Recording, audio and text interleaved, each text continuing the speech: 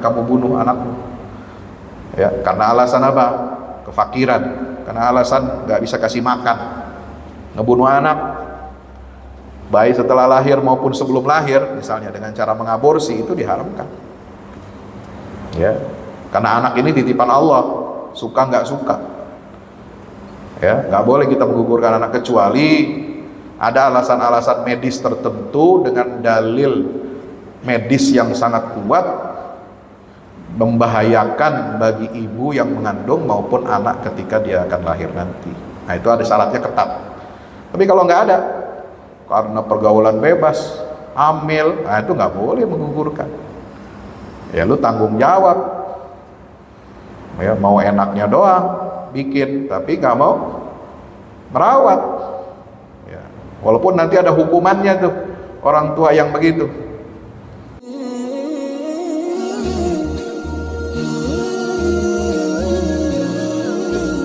Jadi Bapak jangan merasa, ya habis dah duit gue buat beli kurban. Jangan gitu Pak. Islami dina wa bi Muhammadin nabiyya wa rasulah. Subhanaka la ilma lana illa ma 'allamtana innaka antal alimul hakim. Rabbi zidna ilma warzuqna fahma. Uhayyikum bi tahiyyatil Islam. Assalamualaikum warahmatullahi wabarakatuh. Alhamdulillahi rabbil alamin. Wa usalli wa usallim ala ashrafil anbiya'i wa imamil mursalin sayyidina wa qaidina wa habibina wa syafi'ina wa maulana Muhammadin wa ala alihi wa ashabihi wa man tabi'ahum bi ihsanin ila yaumiddin. Allahumma salli wa sallim wa barik ala nabiyyina Muhammad wa ala alihi wa sahbihi wa barik wa sallim ajma'in. Hadirin hadirat jamaah Masjid Raya Nurul Barakah yang insyaallah mudah-mudahan kita semua dirahmati oleh Allah Subhanahu wa taala. Alhamdulillah wa syukrulillah wa la haula wa la quwwata illa billah. Kita bersyukur pada Allah berada di bulan Zulhijjah, hari-hari yang terbaik, di bulan haram, di bulan mulia, di bulan yang disucikan oleh Allah Subhanahu wa taala. Bulan yang dipilih untuk menjadi waktu pelaksanaan ibadah haji, maka dia disebut dengan Zulhijjah, bulan pelaksanaan ibadah haji. Dan bulan Zulhijjah ini adalah bulan yang ke-12 dalam sistem kalender Hijriah, bulan paling terakhir.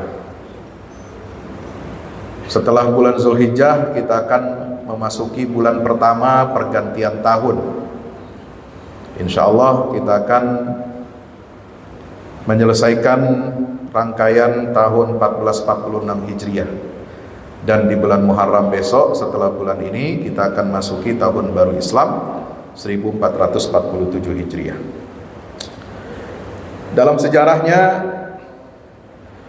kenapa bulan Muharram ini dipilih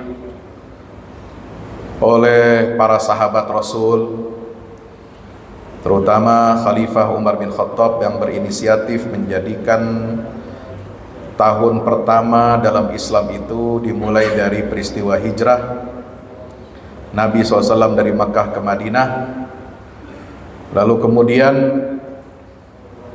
ijtihad dan ijma' para sahabat menyetujui keputusan yang diambil oleh Sayyidina Umar, dan juga mereka berijma' memulai penanggalan tahun Hijriah itu diawali dari bulan Muharram.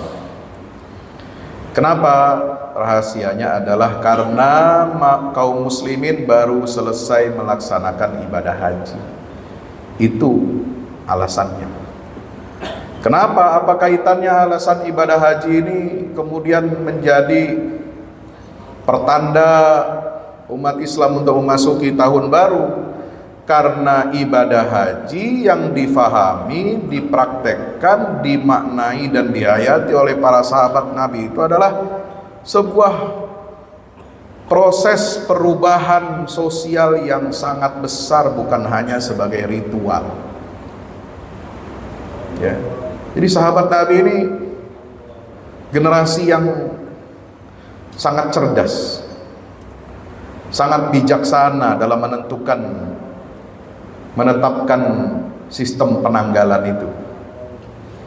Mereka memandang ibadah haji itu bukan sekedar ibadah ritual tahunan, tapi orang-orang Islam yang ditempa dalam proses pelaksanaan manasik ibadah haji itu, dia pulang dari haji itu harus melakukan perubahan-perubahan besar. Dan semangat perubahan itulah yang kemudian menandai awal tahun di dalam Islam. Sebagaimana peristiwa hijrah Nabi dijadikan sebagai patokan tahun pertama dalam penanggalan Islam. Kenapa? Karena hijrah itu adalah perubahan besar dalam sejarah perjuangan Nabi kita Muhammad sallallahu alaihi wasallam. Ma'asyiral muslimin dirahmati Allah. Pada kesempatan kali ini, tema kita kajian zuhur ini membahas tentang haji dan kaitannya dengan pembentukan ketahanan keluarga. Ya, dalam kajian saya sebelum ini, kemarin saya sempat sampaikan di Masjid Jenderal Sudirman, di komplek WTC Sudirman, itu tentang haji dan proyeksi kebangkitan umat. Ya, dari 3 amaliyah ibadah haji yang paling berat, paling besar, nah itu kita bisa mengambil banyak pelajaran dan ibrah. Bagaimana haji itu merupakan sebuah miniatur, sebuah proyeksi kebangkitan umat, dimulai dari hari Arafah. Kemudian yang kedua adalah Musdalifah dan Jumrah Aqobah pada keesokan pagi harinya tanggal 10 Zulhijjah. Dan amaliyah yang ketiga yang paling berat dalam ibadah haji itu adalah mabit di Mina 3 hari untuk melempar 3 jamarat, Ula, Wusta, dan Aqobah. Nah, itu semuanya memiliki pesan-pesan moral bagi kebangkitan umat Islam. Sehingga dari situ kemudian para sahabat Nabi SAW berijma menjadikan patokan bulan setelah pelaksanaan ibadah haji itu adalah bulan pertama dalam penanggalan Islam. Ya, itulah cara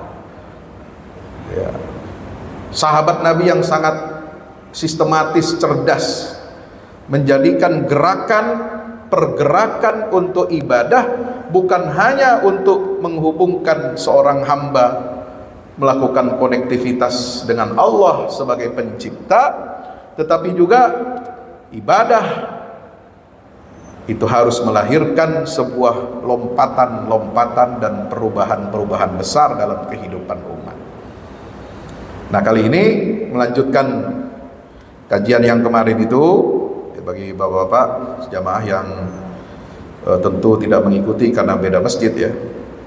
Kalau saya nggak biasa beda masjid satu tema ya, beda masjid saya beda tema.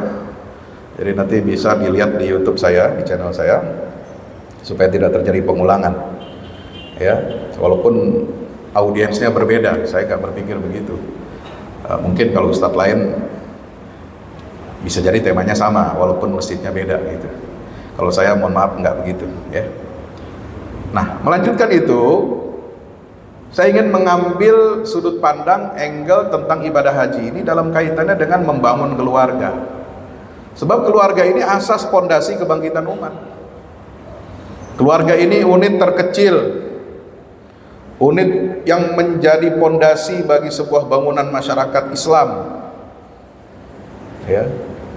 Tidak ada kebangkitan umat di zaman baginda Rasulullah SAW, perjuangan di Madinah, kecuali Nabi SAW dengan bimbingan wahyu Allah itu membentuk keluarga-keluarga yang tangguh di Madinah. Bagaimana bisa seorang ayah, seorang ibu berjuang, berjihad fisabilillah, kehilangan anaknya, kehilangan saudaranya, kehilangan sanak familinya dalam peperangan yang terjadi di zaman Nabi, itu tidak membuat mereka ini berkecil hati. Dengan kekuatan yang dimiliki, kekuatan iman, mereka sanggup mengalahkan musuh-musuh yang hebat. Ada 3 tantangan yang dihadapi oleh Nabi di Madinah itu apa? Ancaman dari Quraisy Mekah. Yang kedua, ancaman dari kaum munafikin di Madinah. Yang ketiga, ancaman dari Yahudi yang merongrong umat Islam. Nah, ini sering saya sebutkan istilahnya dengan apa? Trisula. Ancaman yang menusuk Islam baik dari dalam maupun dari luar. Dan itu terjadi sampai sekarang.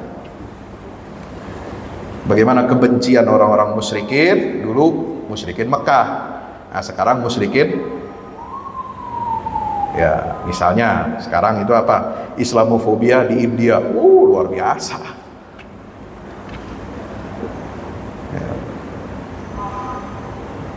Musyrikin itu bukan cuma nyembah dewa-dewa, sapi juga disembah. Itu Islamofobianya tinggi. Ya. Munafik, di zaman Nabi sama zaman sekarang masih hidup, sama karakternya, merongrong dari dalam. Ya. Lebih suka berwala loyalitas kepada musuh daripada kepada sesama muslim. Yahudi, jangan dibilang. Terus menerus tantangannya sampai sekarang. Seperti kita lihat dalam penjajahan mereka atas bumi Palestina, bumi para nabi di Baitul Maqdis. Nah, menghadapi ancaman dan tantangan ini, Rasulullah itu membangun keluarga para sahabat itulah yang menjadi pondasi kebangkitan Islam. Keluarga para sahabat dan Khulafaur Rasyidin inilah yang menopang jihad mereka, bisa menaklukkan Persia, menaklukkan Romawi dalam waktu yang singkat.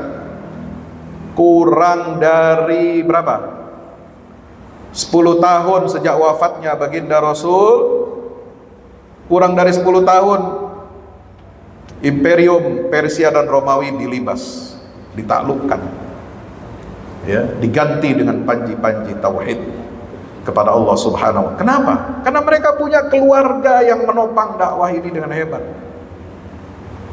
Tidak takut terhadap tantangan-tantangan dan ancaman. Nah, itu kenapa bisa mereka seperti itu? Ini bisa juga diambil oleh para sahabat Nabi itu, mengambil apa? Ibrah dari ibadah haji di Mina, mabit selama 3 hari untuk melempar jumrah ula, wusta dan aqabah, mengambil inspirasi dari Nabi Ibrahim alaihissalam.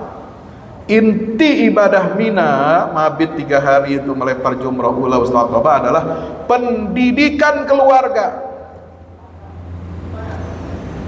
Kenapa? Kisah yang melatar belakangi terjadinya ibadah Ramyul Jamarat, ula, wusta dan aqabah, melempar jumrah itu kisahnya sangat terkenal. Ada di kitab-kitab sunnah, di kitab-kitab sirah dan tarikh. Setan membujuk, menggoda, merayu Nabi Ibrahim agar mengurungkan niatnya melaksanakan perintah Allah dalam mimpi itu. Mimpi apa? Menyembelih Ismail. Nggak mempan, setan datang kepada Siti Hajar, menggoda, membujuk, merayu supaya dia minta kepada suaminya agar mengurungkan tekad menyembelih Ismail. Kenapa? Ya, perempuan kan ibu. Siapa ibu yang nggak sayang sama anak? Dan suami, ya, sekuat apapun, seberani apapun, segarang apapun dia di luar, dia pasti takluk sama yang namanya istri. Jenderal, presiden, ya, kelihatannya di luar keren, wah, nunjuk-nunjuk orang, tapi kalau di rumah kucing, ya, takut sama istri. Pasti luluh kalau istrinya itu Hajar yang minta kepada Ibrahim supaya stop, jangan kau teruskan niat untuk menyembelih Ismail. Gagal pula setan di situ. Setan datang lagi kepada Ismail, putra yang akan disembelih, supaya dia mencabut ucapannya if'al ma tu'mar satajiduni insyaallah minas sabirin. Gagal. Dan tiga-tiganya bertahan di hadapan godaan iblis, dan tiga-tiganya melawan dengan melempar iblis itu dengan batu. Nah, itulah jadilah amaliyah yang sekarang kita saksikan dengan apa? Melempar jumrah ula, wusta, dan aqabah. Jadi melempar jumrah di Mina itu 3 hari berturut-turut itu melambangkan perlawanan terhadap godaan iblis, dan keberanian untuk mengusir iblis itu dengan apa? Kekuatan iman. Dan inilah yang memberikan pelajaran bagi setiap keluarga muslim untuk menanamkan ketaatan kepada Allah meskipun kita dihadapkan pada godaan dan tantangan. Ya, hadirin dirahmati Allah Ta'ala, itu makna yang pertama. Apa? Dari mabit ini kita mengambil inspirasi pendidikan keluarga ini harus apa? Konsentrasi dalam pendidikan keluarga kita untuk apa? Melawan godaan setan, memperkuat ketaatan kita yang mutlak, totalitas kepada Allah. Yang kedua apa maknanya? Pengorbanan dan keikhlasan di jalan Allah. Bagaimana seorang ayah yang siap untuk mengorbankan putranya, seorang putra Ismail yang rela ya mentaati perintah Allah. Ya, itu semuanya adalah cermin semangat pengorbanan dan keikhlasan untuk melaksanakan perintah-perintah Allah Azza wa Jalla. Ya, nggak bisa kita bayangkan itu terjadi zaman sekarang. Ya, dan yang sebenarnya diminta oleh Allah itu bukan menyembelihnya. Ujiannya itu bukan pada menyembelih seorang putra. Ujiannya itu adalah Allah ingin menguji keimanan dan ketabahan Nabi Ibrahim serta putranya. Apakah mereka ini lebih cinta kepada dunia atau lebih cinta kepada Allah? Ya, itu ujian sebenarnya. Sebab nggak mungkin Allah suruh membunuh anak sendiri, itu nggak ada dalam Islam. La taqtulu auladakum min imlaq. Ya, itu ayatnya jelas. Jangan kamu bunuh anakmu. Ya, karena alasan apa? Kefakiran. Karena alasan nggak bisa kasih makan. Ngebunuh anak baik setelah lahir maupun sebelum lahir, misalnya dengan cara mengaborsi, itu diharamkan. Ya, karena anak ini titipan Allah, suka nggak suka.